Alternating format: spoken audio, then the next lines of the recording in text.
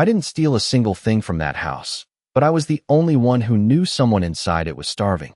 The accusation came at exactly 9:12 p.m., right as I was folding linen napkins in a kitchen bigger than my entire apartment, my hands still smelling faintly of dish soap and cheap lavender lotion I bought at a dollar store on 3rd Street. "Check her bag," one of the house managers said, not even looking at me, like I wasn't standing 3 feet away, like I was already guilty. I froze, the word hitting harder than it should have, because when you're a single mom, when every dollar is counted and every mistake costs more than you can afford, being accused feels less like a question and more like a sentence already decided. My name is Emily Carter.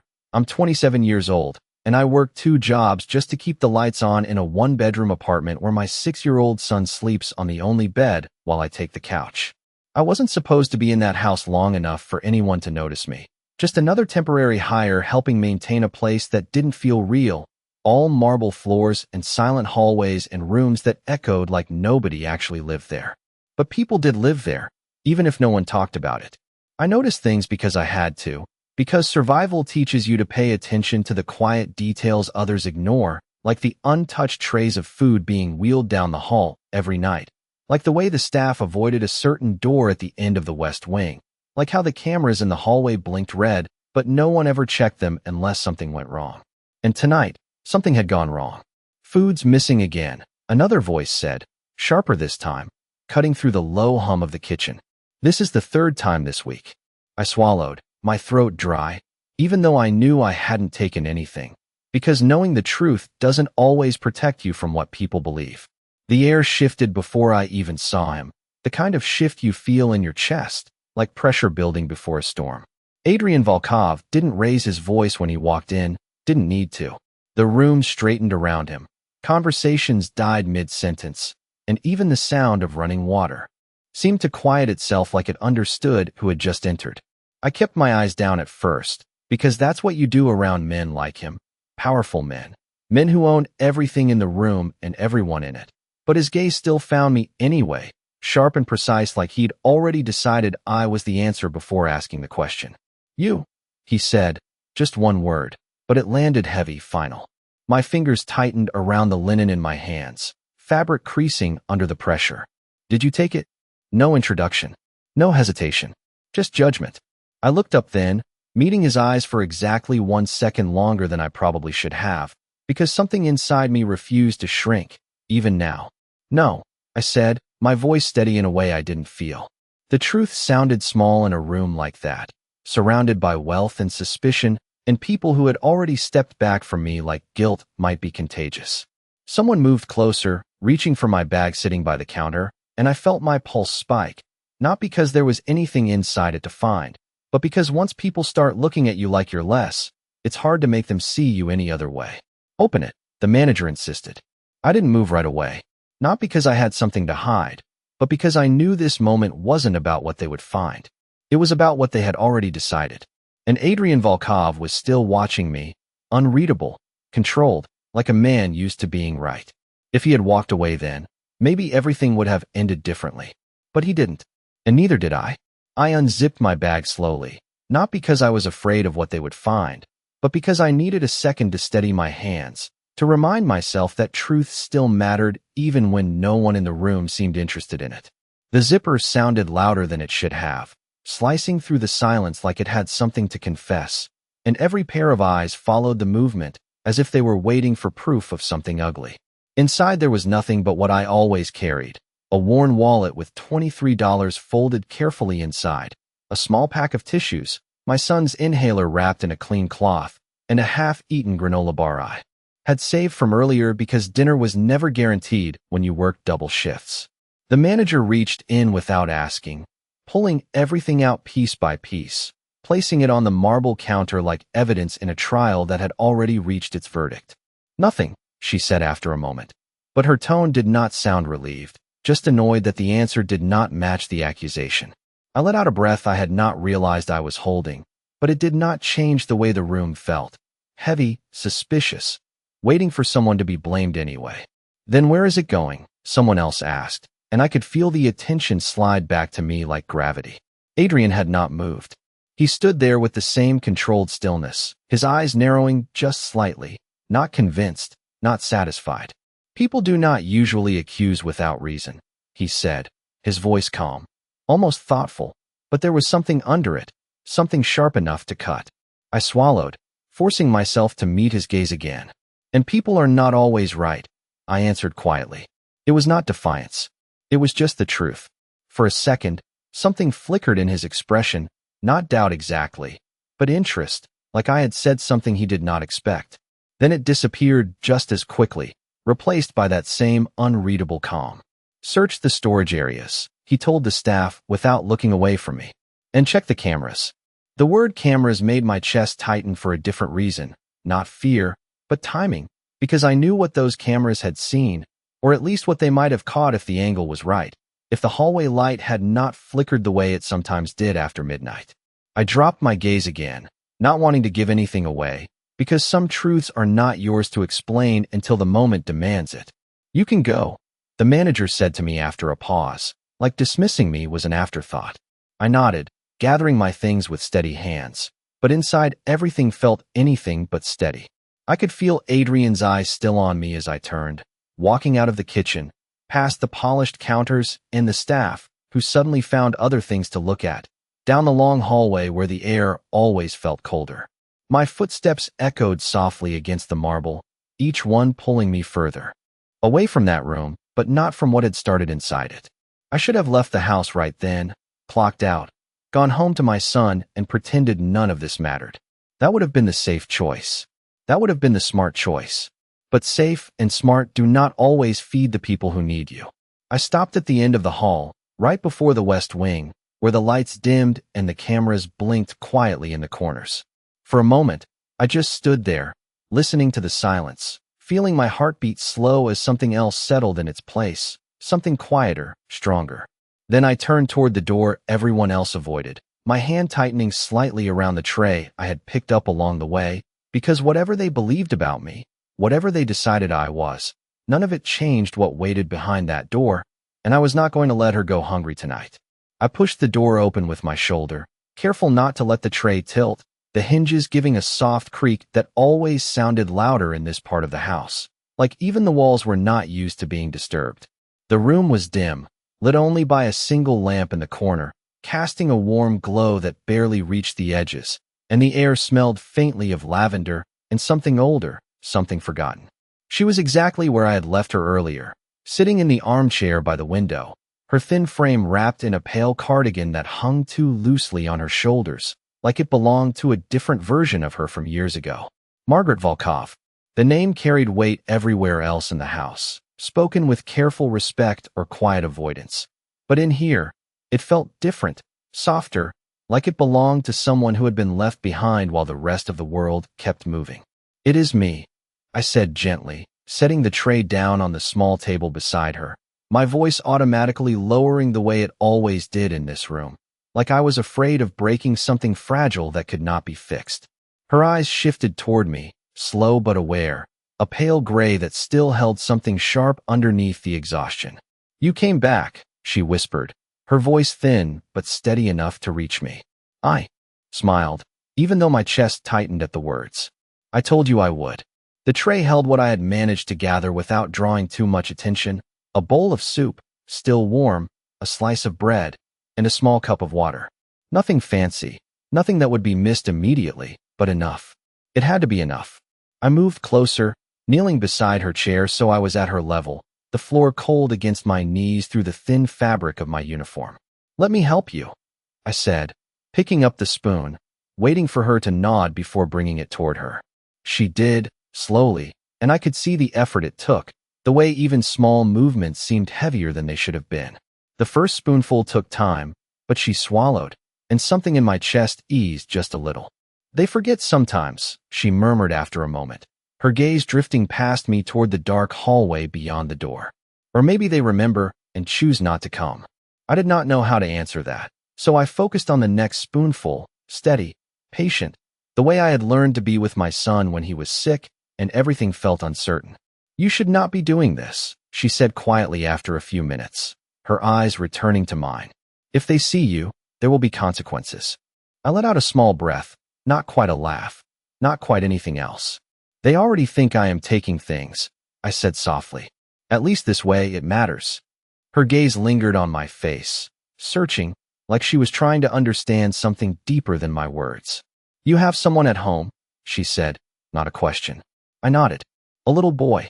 I answered, my voice softening without meaning to. 6 years old. He forgets to breathe sometimes when he runs too much. Her lips curved faintly, a fragile smile that made her look both older and younger at the same time. Then you understand, she said, what it means to not be able to leave someone hungry. I did not respond because she was right, because that was exactly it. The reason I kept coming back to this room, even when I knew it could cost me everything. I lifted another spoonful, careful, steady, watching her take it, watching the way her hands rested in her lap like they no longer trusted themselves to hold anything. Outside, somewhere down the hall, I thought I heard footsteps, distant but real, and my heart skipped once before settling again. The cameras would have seen me by now. The house would know. But I did not stop. I stayed there, feeding her one spoon at a time, because some choices are not about safety or consequences or what people think they know about you. Some choices are simple. Someone is hungry, and you help them. I heard the footsteps more clearly this time, not distant anymore, but approaching with purpose, measured, controlled, the kind of steps that did not rush because they never needed to. My hand paused midair, the spoon hovering just inches from her lips, and for a brief second, the room felt smaller, tighter, like the walls themselves were holding their breath. Margaret noticed it too. Her eyes shifted past me toward the door, and something like quiet understanding settled into her expression. Not fear, not surprise, just recognition. You should go, she said softly, her voice barely above a whisper, but steady enough to carry weight. I shook my head without thinking, lowering the spoon just enough for her to take it, because leaving in the middle of this felt wrong in a way I could not explain. One more, I murmured, more to myself than to her, as if finishing what I started could somehow make what came next easier. The footsteps stopped just outside the door. Silence followed, thick and deliberate, stretching just long enough to make my pulse quicken. Then the handle turned. It was not slammed open. It did not need to be. The door moved slowly, controlled, revealing the hallway light behind him before the rest of him stepped into the room. Adrian Volkov filled the space without trying, his presence shifting the air instantly, making the small room feel even more enclosed. He did not speak right away. He did not need to. His eyes moved first, taking in everything with that same precise attention I had felt earlier, the tray on the table, the spoon in my hand, the position I was kneeling in beside his mother like this was something ordinary instead of something hidden. For a moment, no one said anything.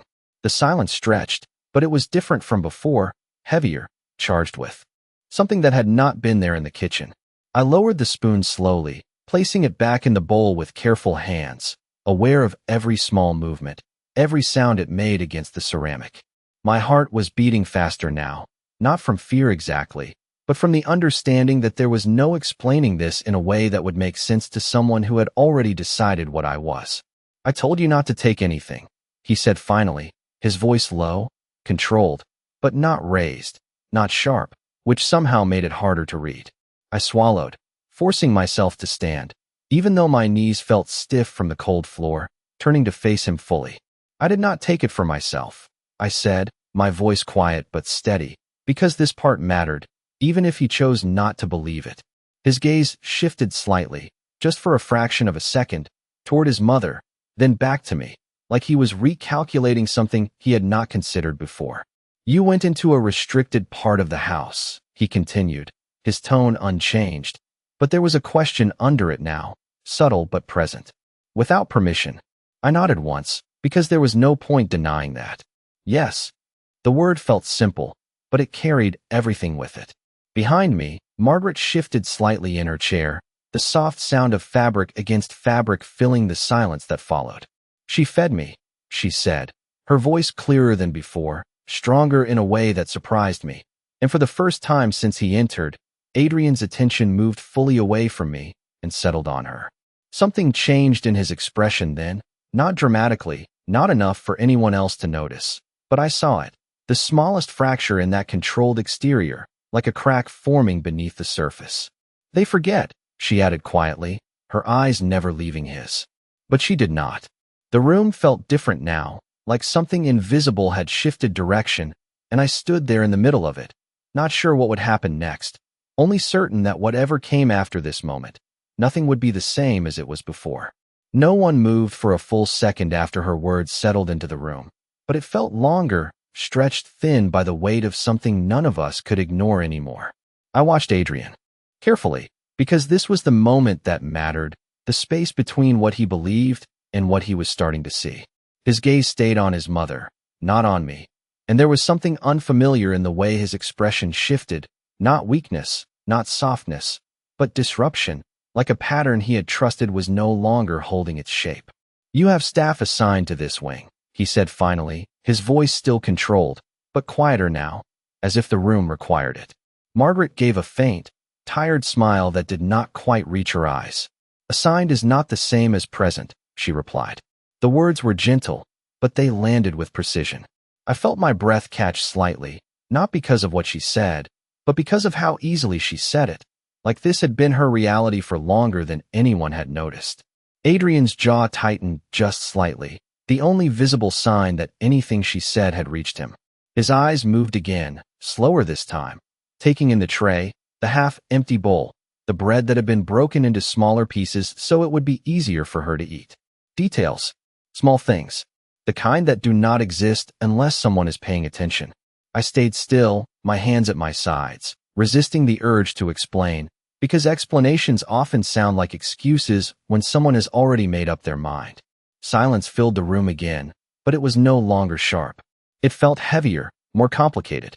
"You should not have come here," he said at last, but the words sounded different now, less like an accusation and more like a statement he was trying to understand himself. I nodded once. "I know." My voice did not shake. It did not need to. "Then why did you?" The question came without warning, direct, stripped of anything unnecessary. I met his eyes again, holding his gaze this time because there was no reason not to. "Because she was hungry," I said simply. There was nothing else to add. No justification that would make it more acceptable. Just that. Something flickered again in his expression, deeper this time. Something closer to conflict than curiosity. And for a moment, I saw the difference between the man who walked into the kitchen and the one standing here now. Behind him, the hallway light cast a long shadow across the floor, stretching toward us like a line that had already been crossed. "You took food without permission," he said, but the words lacked the finality they had earlier. I nodded again. "Yes." "And you understood the consequences?" Another nod. "Yes." The room held still, waiting for something, a decision, a command, anything that would restore the order that had existed before this moment. But Adrian did not speak right away. He just looked at me, really looked this time, not as a problem to solve or a mistake to correct, but as something he had not fully seen before. "Leave the tray," he said eventually, his voice quieter than it had been since he entered. It was not an order that carried anger. It was something else. I hesitated for half a second, then turned slightly, placing the spoon carefully back into the bowl, adjusting the napkin beside it without thinking, the small habits of care that had become automatic. When I stepped back, Margaret reached for my hand, her fingers light but steady. "Thank you," she said softly, and I squeezed her hand once before letting go. I turned toward the door, passing Adrian at a distance that felt closer than it should have, aware of his presence in a way I could not ignore. He did not stop me. He did not say anything else. But as I stepped into the hallway, I felt it, the shift that had started in that room following me out, quiet but undeniable, like something had changed direction and would not be easily set back again. I did not stop walking until I reached the end of the hallway, past the cameras, past the quiet corners of the house that seemed to watch without reacting, my steps steady, even though my chest felt tight in a way I could not quite name. The air felt different out here, colder, sharper, like the house itself had drawn a line between what happened in that room and everything outside of it. I should have been relieved that he let me go, that there was no confrontation, no immediate consequence, but instead there was this lingering weight, like something unfinished had followed me out. I clocked out 10 minutes later, the digital screen glowing faintly as I pressed my fingerprint against it, the system accepting me without question, like none of what had just happened mattered. In the world outside that room, No one stopped me on the way out. No one said anything. But I could feel the shift in the way people looked at me. Quick glances that lingered just a second too long. Whispers that stopped when I passed. Like the story had already started changing without me being part of it. By the time I stepped outside, the night air hit my face with a kind of clarity that made me breathe deeper than I had all evening, the cold settling into my lungs as I walked toward the bus stop at the end of the long driveway. The estate lights glowed behind me, warm and distant, like a different world I had just stepped out of. The bus ride took 32 minutes, the same as always, long enough for the adrenaline to fade and the exhaustion to settle back in, heavy and familiar. I leaned my head against the window, watching the city blur past in streaks of yellow and red, thinking about the way he had looked at me at the end, not accusing, not convinced, just watching, like he had seen something he did not have a name for yet. When I finally reached my stop, my legs felt heavier than they should have, but my steps stayed steady as I walked the last 2 blocks to my apartment building, the flickering hallway light on the second floor greeting me like it always did. The door creaked slightly when I opened it, and the quiet inside wrapped around me instantly, softer than the silence in that house, familiar in a way that grounded me. My son was asleep on the bed, curled on his side with his small hand tucked under his cheek, his inhaler resting on the nightstand within reach, exactly where I had left it before my shift. I stood there for a moment, just watching him, the rise and fall of his breathing steady, normal, safe. That was all that mattered. Everything else could wait. I moved quietly, changing out of my uniform, folding it carefully even though it would be worn again in less than 12 hours, my mind replaying the night in fragments, the accusation, the room, Margaret's voice, and the way Adrian had gone still when he realized what he had not seen before. I sat on the edge of the couch, my hands resting in my lap, staring at nothing in particular, letting the silence settle around me. I should have been worried about going back, about what tomorrow might bring, about whether I still had a job at all. But instead, the only thing that stayed with me was that moment in the room, the way everything had shifted without anyone saying it out loud. I exhaled slowly, leaning back against the worn cushions, closing my eyes just for a second. In houses like his, people control everything, or at least they think they do. But sometimes, it only takes one truth, caught at the right moment, to change the direction of everything that comes after. I woke up before my alarm, the gray light of early morning filtering through the thin curtains, casting soft shadows across the room that made everything feel quieter than it actually was. For a moment, I did not move. I just lay there on the couch, staring at the ceiling, listening to the steady rhythm of my son's breathing from the bed, grounding myself in something simple and certain before the rest of the day had a chance to complicate it. My phone read 5:42 a.m., earlier than I needed to be up, but sleep was not coming back, not with everything from last night still sitting heavy in my chest. I pushed myself up slowly, careful not to make noise, moving through the small apartment with the kind of practiced quiet that comes from years of not wanting to wake someone who needs rest more than you do. Coffee came first, cheap and strong, the kind that did not taste good but did its job, the steam rising in soft curls as I leaned against the counter, letting the heat warm my hands. I told myself today would be normal, that I would go back, clock in, keep my head down, and pretend nothing had shifted. That was the safest way to survive in places like that. By the time my son stirred, rubbing his eyes and reaching for me without fully waking, I had already packed his lunch, checked his inhaler twice, and folded my uniform over the back of the chair. "You have work today?" he asked softly, his voice still thick with sleep as he sat up, his hair sticking in every direction. I smiled, brushing it down gently with my fingers. "I always have work," I said, keeping my tone light, because he did not need to carry the weight of things he could not control. He nodded like that made sense, because to him, it probably did. After I dropped him off at school, the walk to the bus stop felt longer than usual, each step pulling me closer to something I could not fully predict. The ride itself blurred past, the same streets, the same stops, but everything felt sharper somehow, like I was noticing details I usually ignored. When I stepped off near the estate, the gates stood just as they always did, tall and silent, opening without question when the system recognized me. That alone felt strange. If I had been dismissed, if something had already been decided, this would have been where it showed. But nothing had changed. Or at least, not on the surface. Inside, the house moved like it always did, staff flowing through their routines, quiet conversations filling the spaces between tasks. But I could feel it immediately, the undercurrent, the way attention shifted when I entered a room, the way voices lowered just slightly when I passed. News traveled fast in places like this, faster than truth. I tied my apron in the kitchen, focusing on the simple motion, the familiar routine, telling myself to stay steady, to let whatever was coming arrive on its own terms.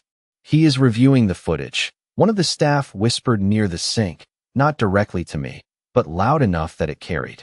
My hands stilled for just a fraction of a second before I forced them to keep moving, picking up a tray, aligning the silverware with careful precision. The cameras, of course. The moment I had felt in the hallway, the one I knew had already been recorded, was no longer just a possibility. It was evidence now. Truth, captured without interpretation. I exhaled slowly, steadying myself, because whatever he saw, whatever he decided after that, would not change what I had done. And if there was one thing I had learned, it was this: sometimes the truth does not protect you right away. Sometimes it waits. And when it finally shows itself, it does not ask for permission to change everything. The house felt quieter than usual, but not in a peaceful way, more like the kind of silence that builds before something important is said, or decided, or exposed. I kept my head down, focusing on the rhythm of my work, stacking plates, aligning glasses, moving through motions that usually grounded me, but today felt like waiting. Every small sound carried farther, every glance lingered longer, and somewhere behind it all, there was the steady awareness that he had seen it by now. The footage, the truth that did not need words. Around mid-morning, the shift in the air became impossible to ignore. Conversation stopped entirely when someone entered the room. Footsteps in the hallway became more deliberate, more spaced out, like people were giving way to something moving through the house. I did not need to look up to know it was him. You can feel power before you see it, the way it rearranges space without asking. I kept my hands steady, finishing the tray in front of me, even as my pulse picked up slightly, not from fear, but from anticipation, from knowing this was the moment everything would tilt one way or the other. His voice came from behind me, calm, controlled, but carrying through the room without effort. "Emily." Just my name. Nothing else.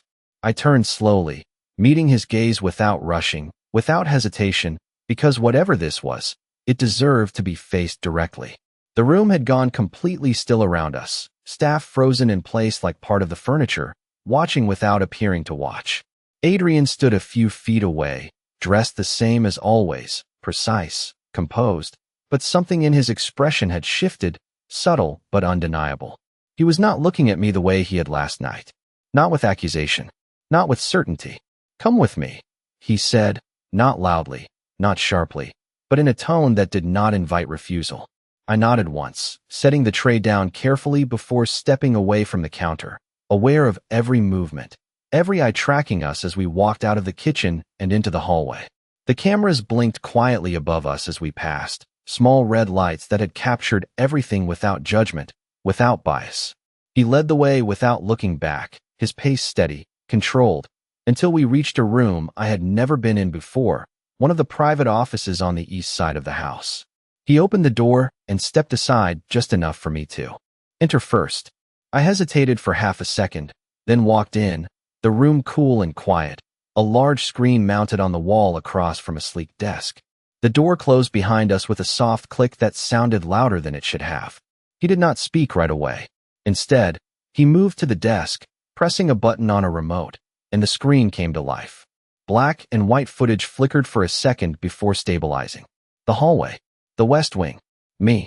I stood there, watching myself from the night before, the way I paused at the door, the way I carried the tray, the way I looked around before stepping inside. The video continued, shifting angles, showing the room, showing Margaret, showing every small detail that had been invisible to everyone except the cameras. There was no sound, but it did not need any. The truth was clear in the movement, in the care, in the absence of anything that could be mistaken for theft. I did not look at the screen the entire time.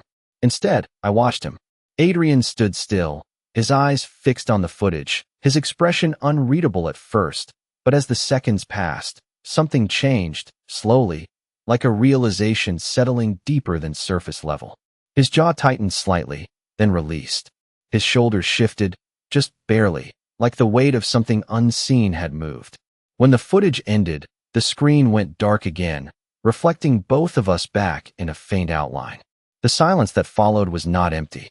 It was full of everything that had just been proven without a single word. He exhaled slowly, the sound controlled but heavier than before, and for the first time since I had met him, he did not look like a man who had all the answers. He looked like someone who had just been shown the one thing he had missed. He did not turn to me right away after the screen went dark, and that silence stretched long enough to feel like something was breaking quietly beneath the surface, something he had built his certainty on for years. I stood where I was, hands relaxed at my sides, not waiting for an apology, not expecting one, because men like Adrian Volkov did not operate in apologies, they operated in decisions. When he finally moved, it was slow, deliberate, like every step required recalibration. He turned to face me, and for the first time, there was no distance in his gaze, no assumption, no immediate conclusion, just something rawer, something more honest than anything he had shown before. "You knew the cameras were there," he said, his voice lower now, not accusing, but searching for something he could hold on to. I shook my head slightly. "I knew they existed," I answered, "but I did not do it for them."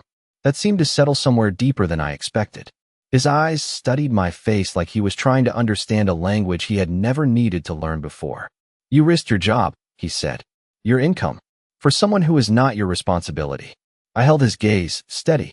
"She is someone," I replied. "That is enough." The words did not sound dramatic. They did not need to. They were simple, true. And in that room, truth carried more weight than anything else. He exhaled slowly, running a hand once through his hair, a small gesture that felt out of place on someone so controlled, like the edges of his composure were no longer perfectly aligned. "They reported missing items," he said, almost to himself now. "I saw patterns. I made a decision." I nodded once. "You made a guess," I said quietly. That landed. I could see it in the way his jaw tightened, not in anger, but in recognition. The difference mattered. Silence settled again, but it felt different now, less like tension and more like something shifting into place.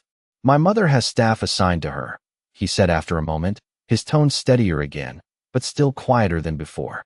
"They are paid well. They are monitored." I did not interrupt.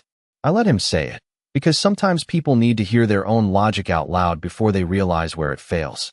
"And yet," I said gently when he stopped, "she was still hungry." The words hung between us, simple and impossible to ignore. He looked away then, just for a second, toward the dark screen, his reflection faintly visible against it. A man who controlled everything in his world, except the one thing that mattered in that moment. When he looked back at me, something had changed again, not dramatically, not visibly to anyone else, but enough. "You will not be dismissed," he said, the words clear, final. I did not react immediately, not because I was not relieved, but because that was not what I had been waiting for. "That is not why I did it," I replied softly. He nodded once, like he already knew that. "I know." Another pause. Then, quieter, more deliberate. "You will not work in the kitchen anymore." My brow furrowed slightly, not in confusion, but in caution. That sounded less like a solution and more like a shift I did not yet understand. "Then where?" I asked. He held my gaze for a second longer before answering, his voice steady, but carrying something new underneath it, something that had not been there before. "You will take care of her," he said. Directly. The room seemed to still around that sentence, like it had weight beyond the words themselves. I felt my breath catch slightly, not from fear, but from the realization of what that meant. The responsibility, the trust, the change. "Full access," he added. "No one restricts you." That was not just a job. That was authority. Given, not taken. I studied him for a moment, searching for hesitation, for doubt, for anything that suggested this might be temporary, but there was none. Just decision. "Why?" I asked quietly, because I needed to hear it, not for validation, but for truth. He did not look away this time. "Because you saw what I did not," he said. A simple answer. A heavy one. I nodded slowly, accepting it for what it was, not more, not less. As I turned to leave, reaching for the door, his voice stopped me one last time. "Emily." I paused, glancing back over my shoulder. He held my gaze, steady, and for the first time, there was no distance left between authority and acknowledgement. You did not take anything from this house, he said. A brief pause. You gave something back. I did not answer. I did not need to. Because sometimes, the truth does not need to be repeated. It just needs to be seen.